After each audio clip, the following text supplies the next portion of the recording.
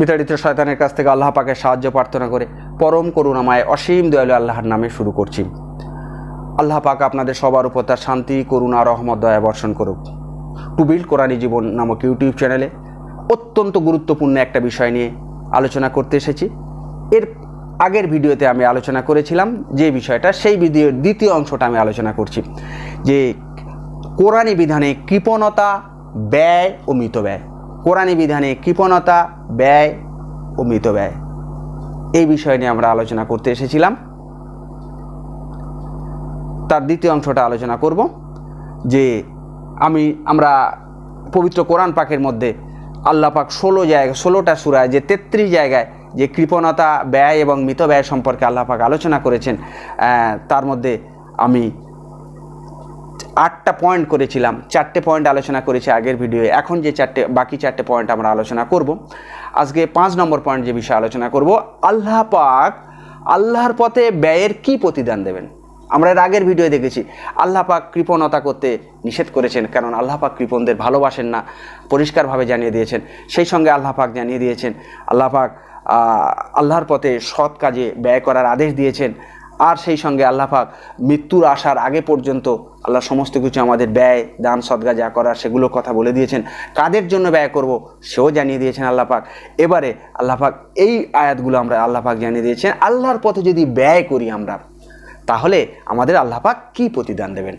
আল্লাহ পাক সূরা আল ইমরানের 134 নম্বর আয়াতে আল্লাহ পাক বলেছেন, যারা সচ্ছল অসচ্ছল অবস্থায় ব্যয় করে, যারা সচ্ছল ও অসচ্ছল অবস্থায় ব্যয় করে ও যারা ক্রোধ সম্বরণ করে, সচ্ছল অসচ্ছল অবস্থায় ব্যয় করে, ক্রোধ বা রাগ যারা সংবরণ করে, আর মানুষের প্রতি যারা ক্ষমাশীল, সৎকর্মপরায়ণ, সেই সমস্ত মানুষদেরকে আল্লাহ পাক ভালোবাসেন। পরিষ্কার আল্লাহ পাক জানিয়ে দিয়েছেন আল্লাহ পাক কাদের ভালোবাসেন, যারা সচ্ছল অবস্থায় ব্যয় করে, অসচ্ছল অবস্থায় ব্যয় করে, নিজেদের রাগ সম্বরণ করে, আর কি মানুষের প্রতি যারা ক্ষমাশীল, সেই সব মানুষদের আল্লাহ পাক ভালোবাসেন। আর সৎকর্ম যারা করে তাদেরকে আল্লাহ পাক ভালোবাসেন। এতে জানিয়ে দিয়েছেন আল্লাহ পাক সূরা আনফালের 60 নম্বর আয়াতে আল্লাহ পাক জানিয়ে দিয়েছেন, আর আল্লাহর পথে তোমাদের যা কিছু আছে ব্যয় করবে।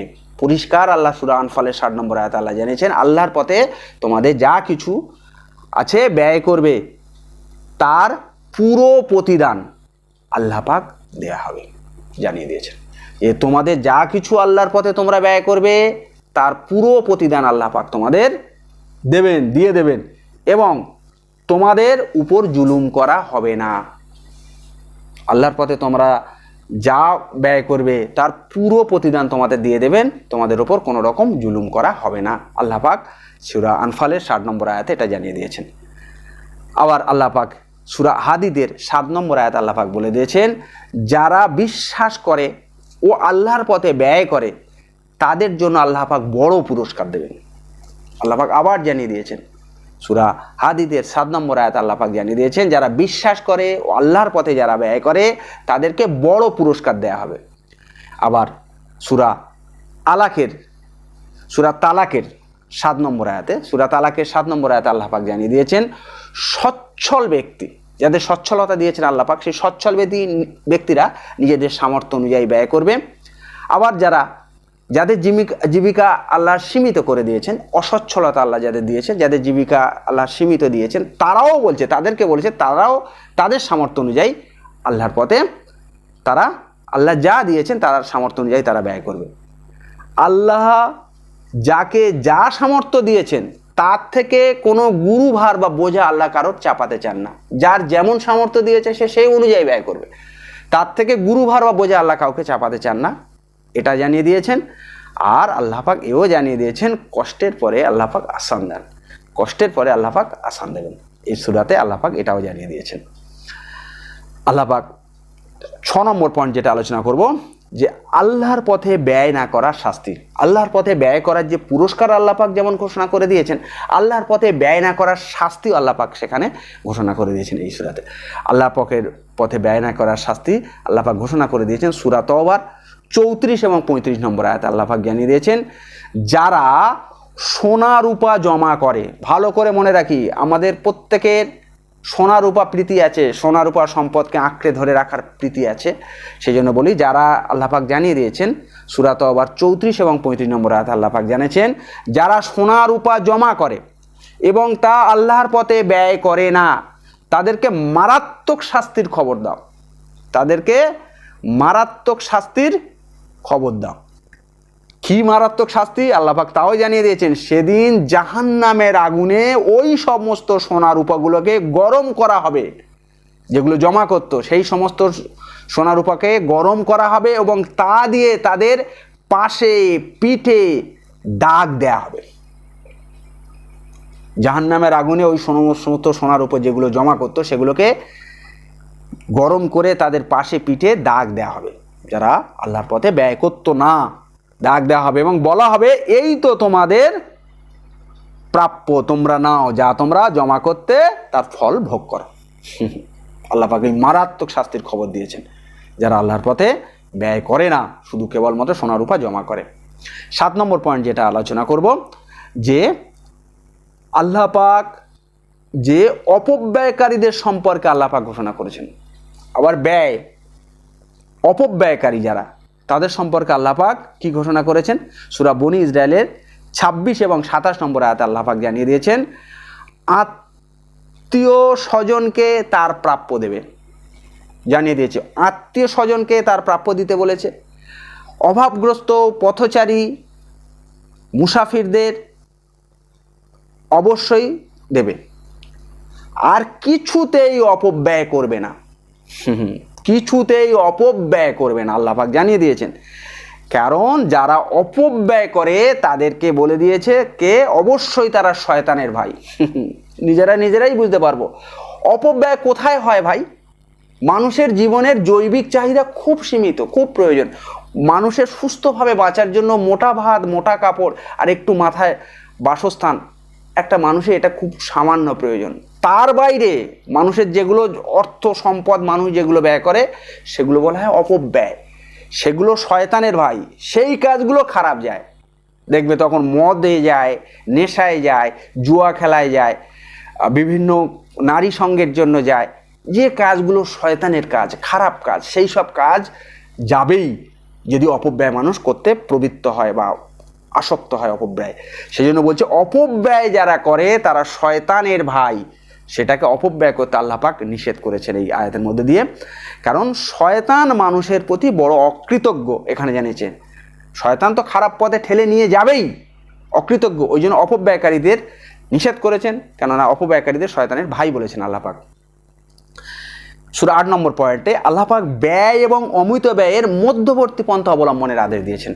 আল্লাহ পাক ব্যালেন্স, যেমন ব্যয় করতে বলেছে আবার অপব্যয় করতে নিষেধ করেছেন, মধ্যবর্তী পন্থা অবলম্বন করার জন্য পরিষ্কারভাবে আল্লাহ পাক জানিয়ে দিয়েছেন। যে আল্লাহ পাক সূরা বনী ইসরাইলের 29 নম্বর আয়াতে বলেছেন, কৃপণের মতো তোমার হাতকে গলায় আঁকড়ে রেখো না। কৃপণের মতো হাতকে গলায় আঁকড়ে রেখে অর্থ সম্পদকে আঁকড়ে ধরে থেকো না, এটা জানিয়ে দিয়েছেন। আবার বলছে তোমার হাতকে সম্পূর্ণ খোলা রেখো না, সম্পূর্ণভাবে অপব্যয় করো না। তাহলে কি হবে? তোমার হাতকে যদি সম্পূর্ণ খোলা রাখো, অতিরিক্ত অপব্যয় তোমরা যদি করতে শুরু করো, তাহলে তোমরা একদিন কি হয়ে যাবে? নিঃস্ব হয়ে যাবে। আল্লাহ পাক বলে দিয়েছেন তোমরা একদিন শেষ হয়ে যাবে, তাহলে তোমাদের নিন্দা হবে আর তোমরা সব খুইয়ে ফেলবে। হাতকে সম্পূর্ণভাবে যদি খুলে থাকো, তোমরা সব খুইয়ে ফেলবে, তোমাদের খারাপ নিঃস্ব হয়ে যাবে।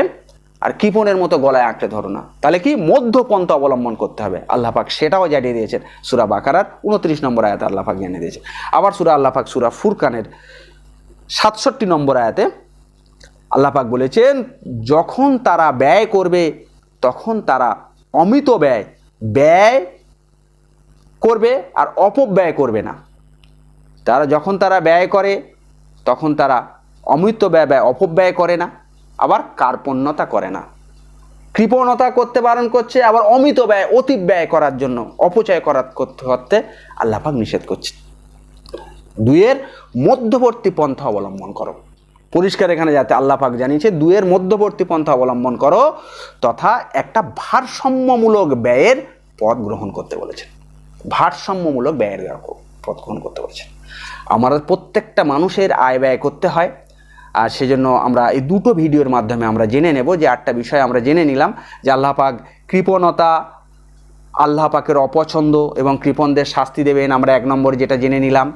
2 নম্বরে আমরা জেনে নিলাম আল্লাহর পথে সৎ কাজে ব্যয় করার জন্য আল্লাহ পাক আদেশ দিয়েছেন। 3 নম্বরে জেনে নিলাম আল্লাহ কোন সময়ের মধ্যে ব্যয়ের আদেশ দিয়েছেন, সেটাও জেনে নিয়েছেন। আল্লাহ কাদের জন্য ব্যয়ের আদেশ দিয়েছেন সেটাও জেনে নিয়েছি।